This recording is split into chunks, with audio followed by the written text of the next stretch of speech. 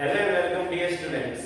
आज हम डिस्कस करेंगे क्लास 12 के इलेक्ट्रिक पोटेंशियल का नेक्स्ट लेक्चर।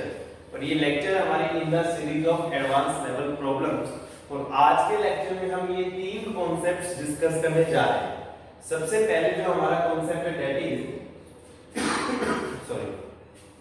सेल्फ एनर्जी या फिर एनर्जी डेंसिटी से भी हम इसको समझ सकते हैं। सेकंड हमारा है डायपोल इंटरेक्शन और थर्ड हमारा रहने वाला है properties of conductor. Properties of conductor की जो बेसिक बातें हैं वो हम बेसिक लेवल लेक्चर्स में समझ चुके हैं। यहाँ पे हम जो बातें करेंगे उस लेक्चर से आगे की बातें यहाँ पे होने वाली है। तो सबसे पहले जो हम चीज समझ रहे हैं वो क्या हमारी सेल्फ एनर्जी। क्या समझने वाले हम सेल्फ एनर्जी। देखिए होता क्या है, मैंने आपको बहुत पहले भी ये बताया था कि इलेक्ट्रिक फील्ड है ना अपने साथ हमेशा एनर्जी कैरी करता है ना। उसी से रिलेटेड कॉन्सेप्ट है सेल्फ एनर्जी और एनर्जी डेंसिटी। फॉर एग्जांपल मान लीजिए आपके पास एक स्फेरिकल शेल है। क्या आपका एक स्फेरिकल शेल है ना। इस स्फेरिकल शेल पे मान लीजिए चार्ज आपका Q यूनिफॉर्मली डिस्ट्रीब्यूटेड चार्ज है कैपिटल Q और इसकी रेडियस मान लीजिए आप कितनी है कैपिटल R। इस प्रकार से आपके पास एक स्फेरिकल शेल है। ये क्या आपके पास स्फेरिकल शेल, टोटल चार्ज उसमें Q और उसकी रेडियस कितनी है R। अब होगा क्या, एक बात हम जानते हैं कि इसके अंदर जो इलेक्ट्रिक फील्ड कितना होता है जीरो। इसके अंदर जो इलेक्ट्रिक फील्ड होता है that is equal to zero और बाहर इलेक्ट्रिक फील्ड होता है फॉर्मूला क्या होता है kq/r²। हम मानते हैं कि सारा का सारा चार्ज कहां पे कंसंट्रेटेड है सेंटर में। मींस बाहर इसका कुछ ना कुछ इलेक्ट्रिक फील्ड है ना, मतलब कुछ ना कुछ एनर्जी होने वाली है। तो उसी एनर्जी को हम क्या कहते हैं सेल्फ एनर्जी। क्या कहते हैं हम सेल्फ एनर्जी। या इन अनदर टर्म हम कैसे समझ सकते हैं, इस सिस्टम को बनाने में देखिए कोई भी सिस्टम अपने आप नहीं बनता। ये जो कैपिटल Q चार्ज है इनिशियली हम काम आपने कहां पे रहा होगा आपका इंफिनिटी। इंफिनिटी से आप में से कोई उठा के चार्ज को धीरे धीरे लेके आया तब जाके ये सिस्टम बना होगा। तो इसका मतलब इस सिस्टम को बनाने में कुछ ना कुछ वर्क करना पड़ेगा। उस वर्क को ही हम क्या कहते हैं सेल्फ एनर्जी। क्या कहते हैं हम सेल्फ एनर्जी। तो इस सिस्टम को बिल्डअप करने के लिए कैपिटल Q चार्ज का स्फेरिकल शेल बिल्डअप करने के लिए जितना वर्क डन करना पड़ा होगा that is known as the self energy. That is known as the self energy. चलिए इसकी सेल्फ एनर्जी निकालते हैं, ध्यानपूर्वक सुनिए। देखिए सेल्फ एनर्जी कैसे निकाल सकते हैं। मैंने ये मान लिया कि शुरुआत में मेरा सारा का सारा चार्ज कहां पे था इंफिनिटी पे, बहुत दूर था। धीरे धीरे मैं चार्ज लेके आ रहा हूं। हुआ क्या, मैं चार्ज लेके आया, किसी भी टाइम पे मैं स्मॉल q चार्ज ले गया। कितना चार्ज लिया मैं स्मॉल q और इसकी रेडियस तो ऑब्वियसली कितनी है r। ठीक है, अब मैंने क्या किया, मैं बहुत छोटा सा चार्ज उठा के लेके आया। बहुत छोटा सा चार्ज होता है dq चार्ज को उठा के मैं कहां तक लेके आया स्फीयर तक लेके आया। इतने में मेरे को कुछ ना कुछ वर्क करना पड़ा होगा। वो वर्क कितना करना पड़ा होगा, देखिए स्मॉल चार्ज है तो स्मॉल वर्क होगा। स्मॉल वर्क क्या बोल दिया मैंने dw है ना।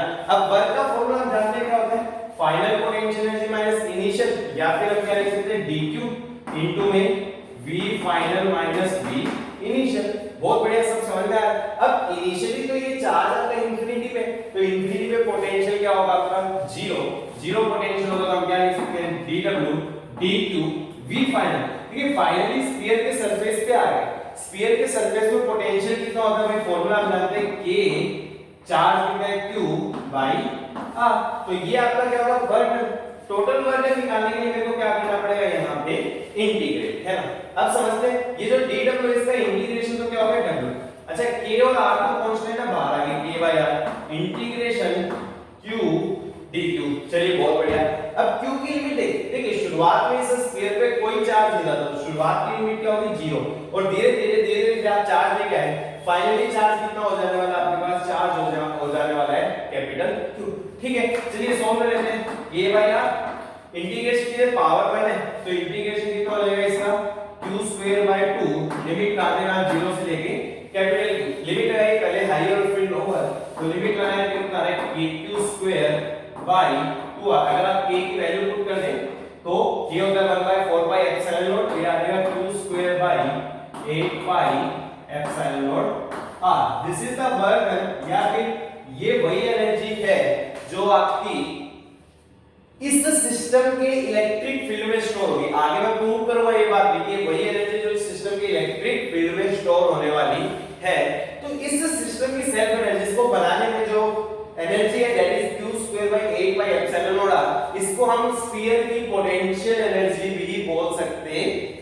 तो this is very important. Self energy कह लो, चाहे इलेक्ट्रिक फील्ड में जो एनर्जी स्टोर है वो कह लो, चाहे इस सिस्टम की पोटेंशियल एनर्जी कह लो, आप कुछ भी कह सकते हो, उससे कोई फर्क पड़ने वाला नहीं है। तो कितना आ रहा है आपका q² by 8 पाई एप्सिलॉन और r, किसके लिए आ रहा है, स्फेरिकल शेल। ये फॉर्मूला आपको सदैव याद होना चाहिए। रात को कोई 2 बजे नींद में उठा के बोले ना भाई, तो भी ये फॉर्मूला याद होना चाहिए, है ना। चलिए अब इसमें नेक्स्ट समझते हैं।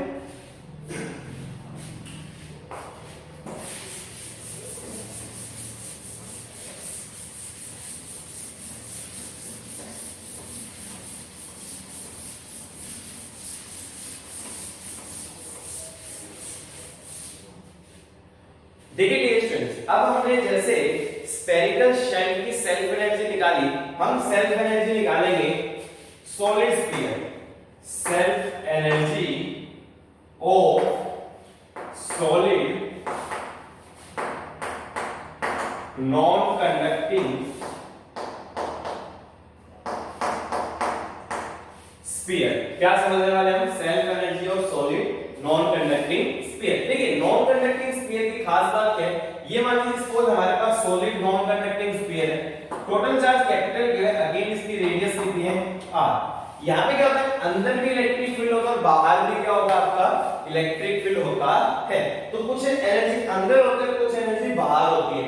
तो इसकी मेरे को सेल्फ एनर्जी निकालने तो क्या तरीका है वो समझते। देखिए हम क्या मान सकते हैं कि जो हमारा सॉलिड नॉन कंडक्टिंग स्फीयर है कैसे बना होगा, होलो स्फीयर से या स्फेरिकल शेल से। भाई हमने क्या किया, सबसे छोटा स्फेरिकल शेल लगभग 0 रेडियस का यहाँ पे लिया, फिर उससे बड़ा स्फेरिकल शेल यहाँ लिया, अंतर बहुत कम है आपको समझ में, इसमें ज्यादा दिखा रहा हूँ।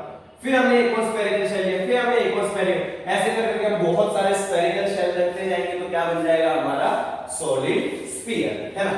अब हमने क्या माना कि सपोज हम क्या करें, इंफिनिटी से चार्ज उठा के ला रहे हैं। क्या उठा के ला रहे हैं, इंफिनिटी से चार्ज, और चार्ज किसकी फॉर्म में उठा के ला रहे हैं, स्फीयर की फॉर्म में, है ना। हमने क्या किया भाई, थोड़ा सा चार्ज लिया स्फीयर की फॉर्म में, छोटा सा स्फीयर बना के यहाँ रख दिया, फिर चार्ज लिया स्फीयर की फॉर्म में, स्फीयर बना के हमने यहाँ रख दिया। इस प्रकार से हम इस सिस्टम को बिल्डअप कर रहे हैं। तो किसी टाइम तक मान लीजिए ये जो सिस्टम है ना, ये सिस्टम धीरे धीरे बिल्डअप हो रहा है, किसी भी टाइम तक मान लीजिए स्मॉल r रेडियस तक बिल्डअप हो गया, है ना। कहां तक बिल्डअप हो गया, स्मॉल r रेडियस तक हमने बिल्डअप कर लिया। तो ये सिस्टम हमने स्मॉल r रेडियस तक बिल्डअप कर लिया, और मान लीजिए इस पे चार्ज कितना आ गया था, q, है ना। अब देखिए हमने क्या किया, एडिशनल चार्ज लेके आए हम dq। कितना चार्ज लेके आए, dq, और इसके अराउंड स्फीयर की फॉर्म में हमने रख दिया। तो एडिशनल चार्ज हम इंफिनिटी से, मेरा जो इंफिनिटी है उससे मैं एडिशनल चार्ज लेके आया, और यहाँ पे मैंने जस्ट बहुत स्मॉल रेडियस, मतलब नेग्लिजिबल थिकनेस होती है, ये थिकनेस को हम क्या बोलते हैं, वेरी वेरी स्मॉल dr। इसमें मैंने ये चार्ज को रख दिया, और चार्ज कितना था भाई मेरा, dq। कितना चार्ज था मेरा, dq, है ना। तो इस छोटू से चार्ज को लाने में छोटू सा वर्क करना पड़ा होगा, वो छोटू सा वर्क क्या होगा आपका dw। कैसे लिखेंगे, अगेन वही dq, v5 और v नीचे तो 0 क्योंकि इंफिनिटी से लाए हो, हम यही मान के चलते हैं ना। तो dw कितना आ जाएगा आपका, dq v5, फाइनली पोटेंशियल कितना है भाई, स्फीयर के चार्ज है q रेडियस r, तो कितना हो गया k q by r, है ना। देखिए यहाँ पे क्या है, q भी वेरिएबल है और r भी क्या आपका वेरिएबल, है ना। मैं सब कुछ r में चेंज कर रहा हूँ क्योंकि देखिए जो सबसे छोटा स्फीयर है उसकी रेडियस 0 थी, सबसे बड़े स्फीयर की रेडियस क्या है r, तो मैं सब कुछ r में चेंज करने वाला हूँ। कैसे करेंगे, देखिए सबसे पहले तो मैंने एक कॉन्सेप्ट इस्तेमाल किया डेंसिटी का, है ना। मैंने इस पूरे स्फीयर के लिए डेंसिटी लगाई, तो चार्ज पर यूनिट वॉल्यूम, चार्ज होगा q, वॉल्यूम कितना होगी 4/3 पाई r। फिर मैंने इसके लिए फार्मूला लगाया, चार्ज हो गया स्मॉल q, वॉल्यूम क्या होगी 4/3 पाई r3, है ना। तो यहाँ से 4/3 पाई से 4/3 पाई कैंसिल हो गया, तो यहाँ से मैं स्मॉल q को क्या लिख सकता हूँ, capital Q r3 by r3। तो ये आपकी किसकी वैल्यू आ गई, आपकी small q capital Q r3 by r3। चलिए हमने स्मॉल q को चेंज कर लिया, अब मेरे को किसको चेंज करना है, dq को चेंज करना है। देखिए एक तरीका तो यही से, q और कैपिटल R तो कांस्टेंट है, इसको डिफरेंशिएट कर दीजिए विद रिस्पेक्ट टू r, है ना। तो डिफरेंशिएट कर देता हूं, dq by dr, तो q और r तो कांस्टेंट है, स्मॉल r का पावर आएगा, ये पावर में से घटा दो, तो यहां से हमें dq की वैल्यू भी मिल रही है। सब कुछ पुट करते हैं तो dw कितना आएगा dq। चलिए पहले dq नहीं करते, पहले k किया, अब q पुट करते हैं। q कितना है भैया आपका, q r3 by r3 है ना। अच्छा k हो गया, q हो गया, डिवाइडेड बाय r है ये हमारे पास, इनटू में dq। dq की जगह हमने ये वैल्यू पुट की तो कितनी है, q into 3r² dr by r3 है ना। चलिए अब इंटीग्रेट करते हैं तो ये वाला का वर्क कांस्टेंट्स को बाहर ले लो, k कांस्टेंट है, q इनटू में q² भी कांस्टेंट है, बाहर आ गया, ये 3 भी कांस्टेंट है, 3 भी बाहर आ गया है ना।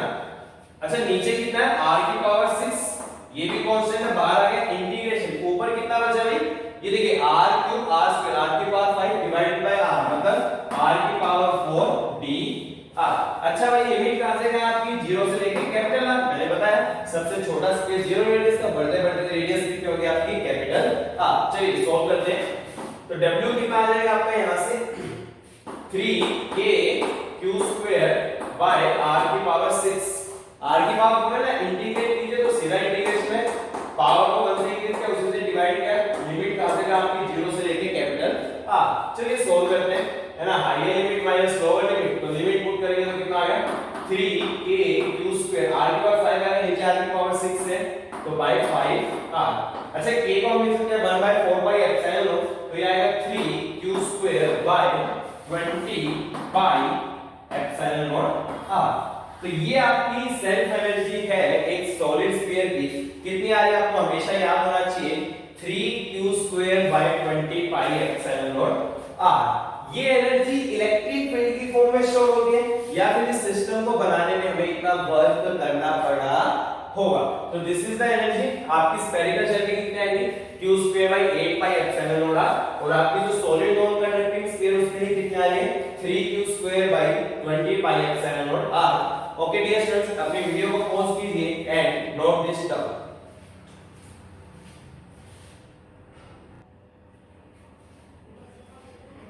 चलिए डियर स्टूडेंट्स, सेल्फ एनर्जी के कॉन्सेप्ट पे दो तीन न्यूमेरिकल देख लेते हैं, वेरी वेरी इंपॉर्टेंट, ध्यान पूर्वक सुनिए।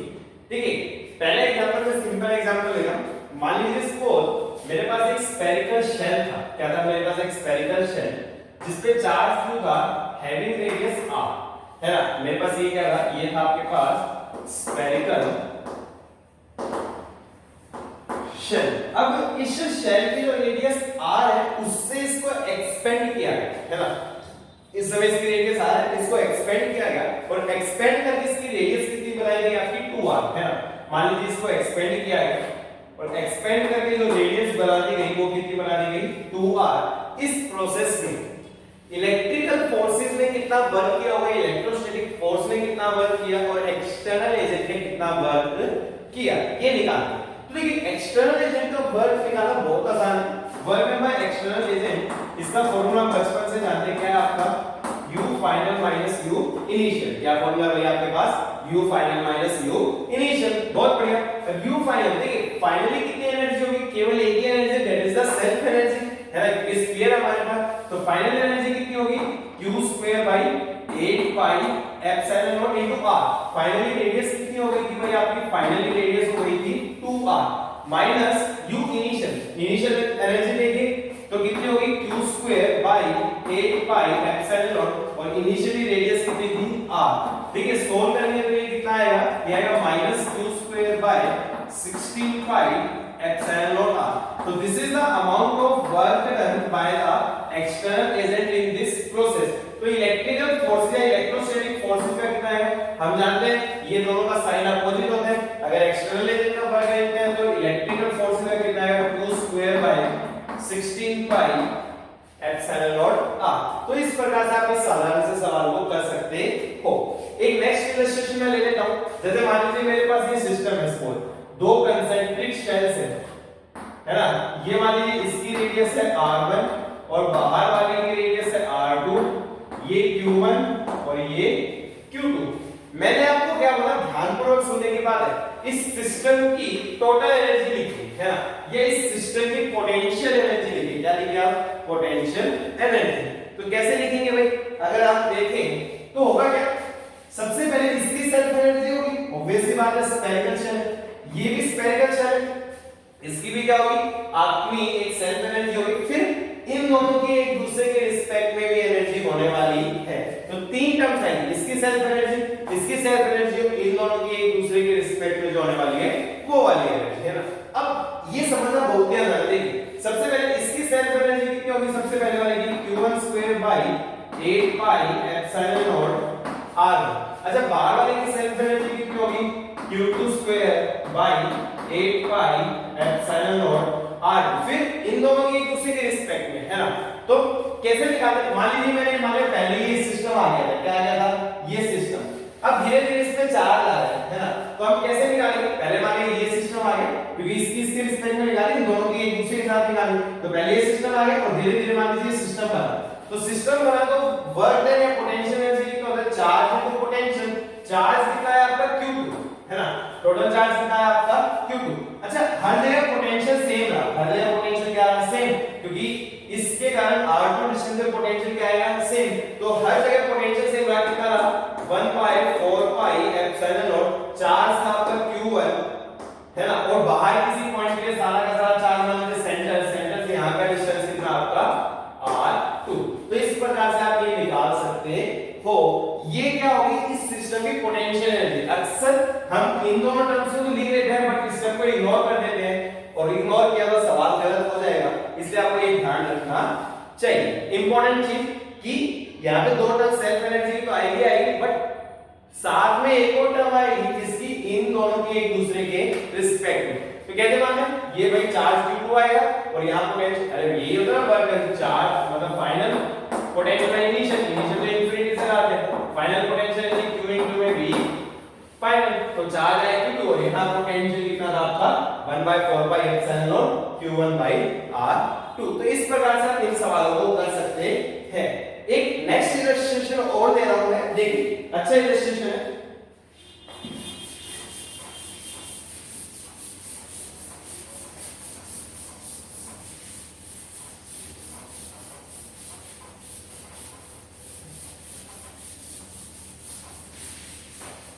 देखिए नेक्स्ट इलस्ट्रेशन क्या है कि जैसे मान लीजिए आपके पास दो स्फीयर, एक स्फीयर ये था है ना, having charge q radius r। मैंने इसको एक वायर से कनेक्ट किया। इनिशियल सिचुएशन ये थी, ये दोनों बहुत दूर है, वेरी फार है, मतलब दोनों के बीच में इंटरेक्शन नहीं है, फार है ना। और यहां भी इसकी भी रेडियस कितनी थी r, और मैंने उसको एक वायर से ज्वाइन कर दिया। किससे ज्वाइन कर दिया, वायर से, है ना। कॉन्सेप्ट थोड़ा नया आप सबके लिए, आप समझे। देखिए होगा क्या, चार्ज का हमें पता फ्लो होगा कहां से कहां, हायर पोटेंशियल टू लोअर, कब तक, जब तक पोटेंशियल सेम ना हो। वो बहुत ऑब्वियस सी बात है, यहां हायर पोटेंशियल, यहां कुछ पोटेंशियल ही नहीं, चार्ज आपका यहां से यहां फ्लो होगा। तो चार्ज आपका यहां से यहां फ्लो होगा। देखिए कॉन्सेप्ट है कि जब कभी भी किसी भी कंडक्टिंग वायर से चार्ज फ्लो करे, क्या फ्लो करे आपका चार्ज, तो आपकी हीट लॉस होती है। क्या होती है आपकी हीट लॉस, या कुछ ना कुछ एनर्जी का लॉस होने वाला है। जिस प्रकार एक वायर से करंट फ्लो करता है तो उससे हीट लॉस होता है, I2 * R * T फॉर्मूला होता है। तो वैसे ही क्या होगा कि चार्ज आपका यहां से यहां फ्लो किया, तो इस प्रोसेस में कुछ ना कुछ हीट लॉस होने वाली है, कुछ ना कुछ एनर्जी लॉस होने वाली है, आपको वो एनर्जी बतानी है। चलिए वो एनर्जी समझ। सबसे पहले मैं सिस्टम की इनिशियल एनर्जी लिखा, क्या लिखा भाई, इनिशियली यहां तो कुछ चार्ज है तो इसकी एनर्जी 0। हां यहां q चार्ज है, इसकी एनर्जी क्या आएगी, q² / 8 pi epsilon naught into r। ठीक है, फाइनली क्या होगा कि फाइनली देखिए दोनों का पोटेंशियल सेम होना चाहिए। पोटेंशियल का formula 1/4 pi epsilon not q/r, radius same है तो ऑब्वियसली चार्ज भी सेम होना चाहिए। तो ये कैपिटल Q चार्ज है, दो हिस्सों में पड़ जाएगा, q/2 यहां पे और q/2 यहां पे, तभी इन दोनों का पोटेंशियल क्या होगा, सेम। मैंने पहले बताया जिनको हम वायर से कनेक्ट कर देते हैं फाइनली उनका पोटेंशियल क्या होने वाला है, सेम होने वाला है। चलिए फाइनल एनर्जी लिखिए। ऑब्वियसली कम आनी चाहिए क्योंकि हीट लॉस हुआ है ना। देखते हैं कितनी आई। फाइनली इसकी एनर्जी कितनी होगी, तो भाई q²/4, चार्ज का स्क्वायर है, q/2 चार्ज है, q²/4 इनटू में 8 पाई एप्सिलॉन नॉट r पर इसकी होगी, प्लस इसकी भी इतनी होगी q²/4 इनटू में 8 pi epsilon naught r। Solve करो, डिनोमिनेटर में 32 आ रहा है तो ये हो जाएगा q² / 16 पाई एप्सिलॉन नॉट r। तो ये आपकी इनिशियल पोटेंशियल एनर्जी आएगी और ये क्या आएगी, फाइनल। अच्छा हीट लॉस निकाल सकते हैं, कैसे निकालेंगे heat loss? Obviously initial energy ज्यादा होने वाली है, फाइनल कम, तो U initial minus U final. ये हीट लॉस भी बोल सकते हैं, एनर्जी लॉस भी आप बोल सकते हो। अब इनिशियल कितनी थी भाई आपकी? q square by 8 pi epsilon naught r minus finally कितनी थी आपकी? q स्क्वायर बाय 16 पाई एप्सिलॉन नॉट r, है ना? अगर हम सॉल्व करें तो ये कितना आ रहा है भाई? q स्क्वायर बाय 16 पाई एप्सिलॉन नॉट r। तो this is the amount of heat loss. इस पूरे प्रोसेस में कितनी हीट लॉस होने वाली है आपकी? q स्क्वायर बाय 16 पाई एप्सिलॉन नॉट r। तो इस प्रकार से हम सेल्फ एनर्जी के सवालों को कर सकते हैं। Next we will discuss the concept of energy density, है ना? देखिए क्या कांसेप्ट है, listen carefully. Concept of energy density,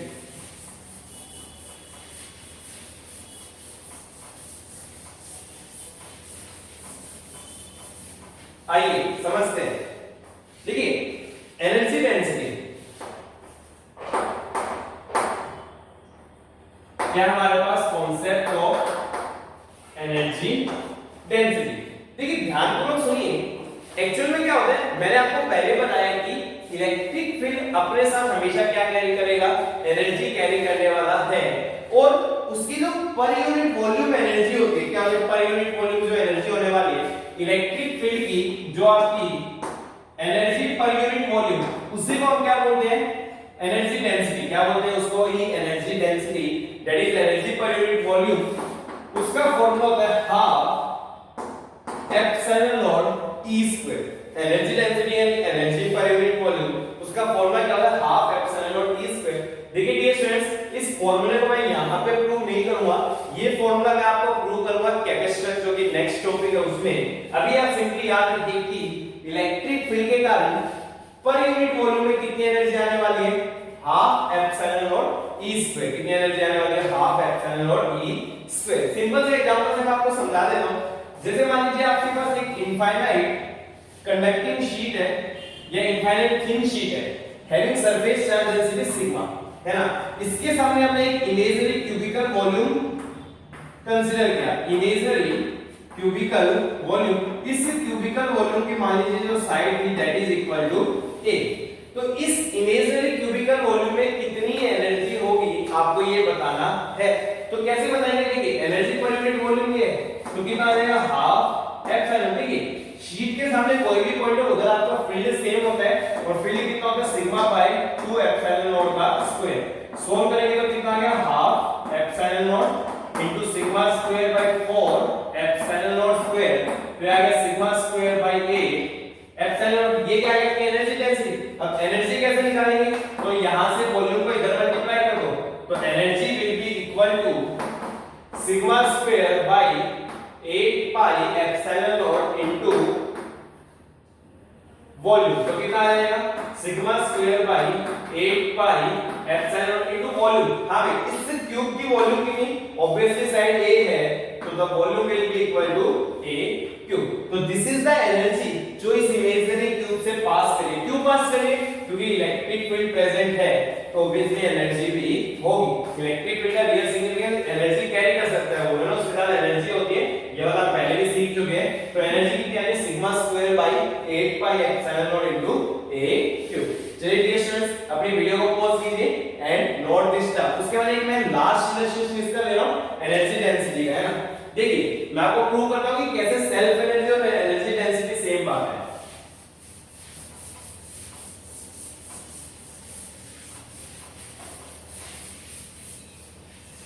देखिए हमने solid sphere, non conducting solid sphere की बात की है ना? किसकी बात की थी हमने? Solid sphere. तो सॉलिड स्फीयर पे चार्ज क्यों माना था? रेडियस मानी थी r। देखिए अंदर भी इलेक्ट्रिक फील्ड है, बाहर भी इलेक्ट्रिक फील्ड है ना? इसकी जो टोटल एनर्जी आएगी वो कितनी थी? 3/20 q square. This was the energy of this solid sphere. कुछ अंदर है कुछ बाहर है, ठीक है? मैं आपसे पूछना चाहता हूं अंदर की एनर्जी बताइए, इसकी एनर्जी बताइए कि इसके अंदर कितनी एनर्जी होने वाली है, ठीक है? मैं प्रूव करता हूं वैल्यू और उसके बाद आप सेल्फ एनर्जी से लिंक की जा सकती है। तो ये तो टोटल एनर्जी होगी। अब इसके अंदर की एनर्जी निकाल रहे हैं, किसकी? इसके अंदर की एनर्जी निकाल रहे हैं, इनसाइड एनर्जी। चलिए देखते हैं कैसे निकाल सकते हैं। तो मैं एनर्जी डेंसिटी का कॉन्सेप्ट इस्तेमाल कर रहा हूं, है ना। मान लीजिए सपोज मैं यहां से r रेडियस पे गया और मैंने, हम ऐसे मानते हैं, ये एक स्फीयर कंसीडर किया और उसके आगे छोटी सी थिकनेस में एक स्फेरिकल शेल हो गया। थिकनेस कितनी है? dr, और ये क्या हो गया अपना स्फेरिकल शेल।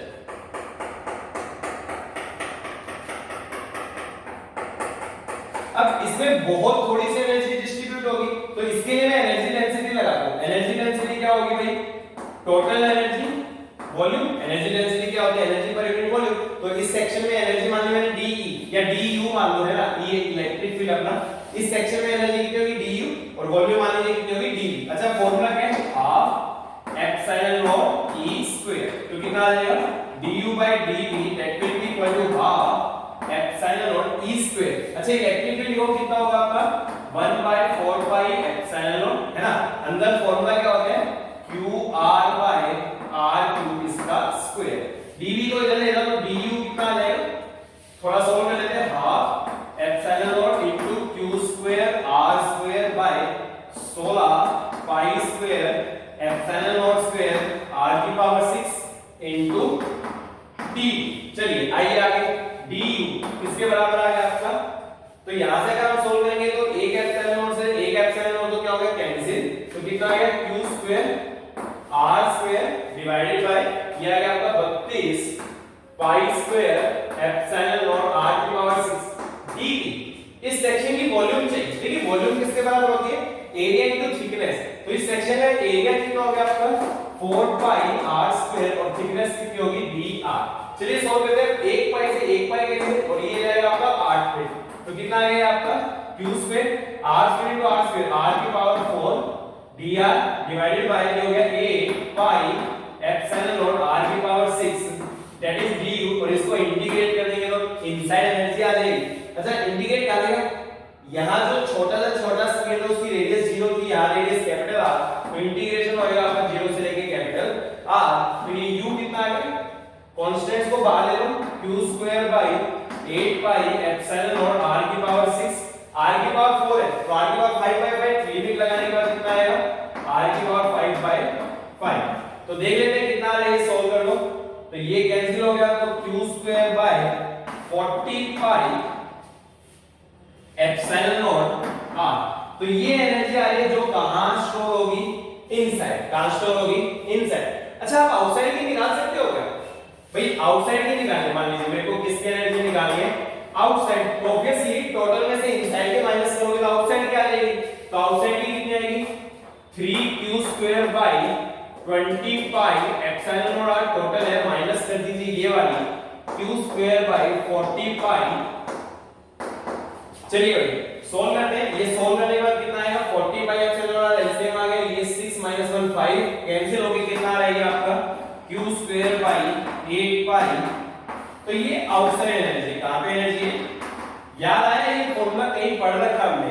अरे ये सेल्फ एनर्जी होती है स्फेरिकल शेल की, और होना भी यही चाहिए क्योंकि बाहर के पॉइंट्स के लिए स्फेरिकल शेल और सॉलिड स्फीयर में कोई अंतर नहीं है। जैसा स्फेरिकल शेल का इलेक्ट्रिक फील्ड है वैसा ही सॉलिड स्फीयर का इलेक्ट्रिक फील्ड होता है बाहर वाले पॉइंट्स के लिए। तो इसमें इन दोनों में कोई अंतर नहीं है, और वो आ भी है। स्फेरिकल शेल के लिए बाहर कितनी एनर्जी है? q square by 8 pi epsilon naught r, और इस सॉलिड स्फीयर के लिए भी बाहर कितनी एनर्जी आपकी? q square by 8 pi epsilon naught r। तो इस प्रकार से self energy, energy density, they are interlinked, they are same things, और ये बात हमने प्रूव भी कर ली है। चलिए डियर स्टूडेंट्स, अपनी वीडियो को पॉज कीजिए एंड नोट दिस डाउन।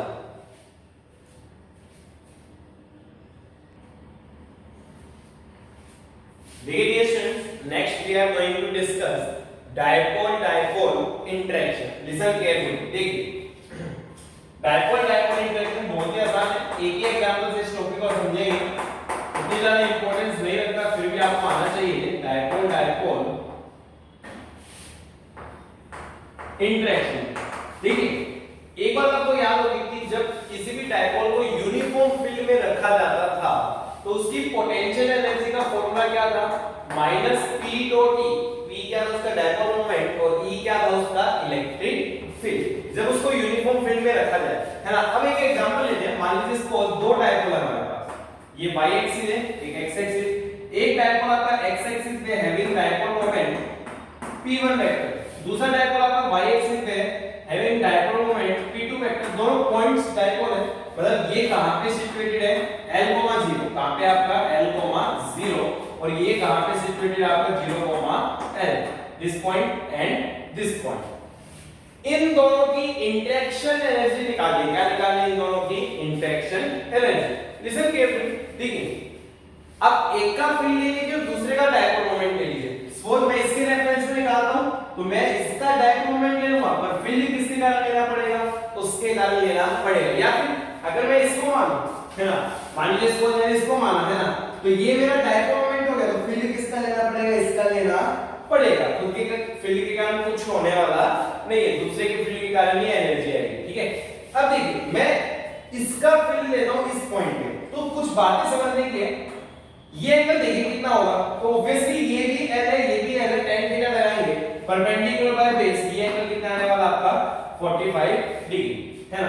अब देखिए ध्यानपूर्वक देखना पड़ेगा आपको, ये 45 डिग्री एंगल है, तो वर्टिकल से भी एंगल कितना होगा आपको, ऑब्वियसली 45 डिग्री ही एंगल होने वाला है। वर्टिकल से इसका 45 डिग्री एंगल है, तो ये एंगल भी कितना होगा आपका 45 डिग्री।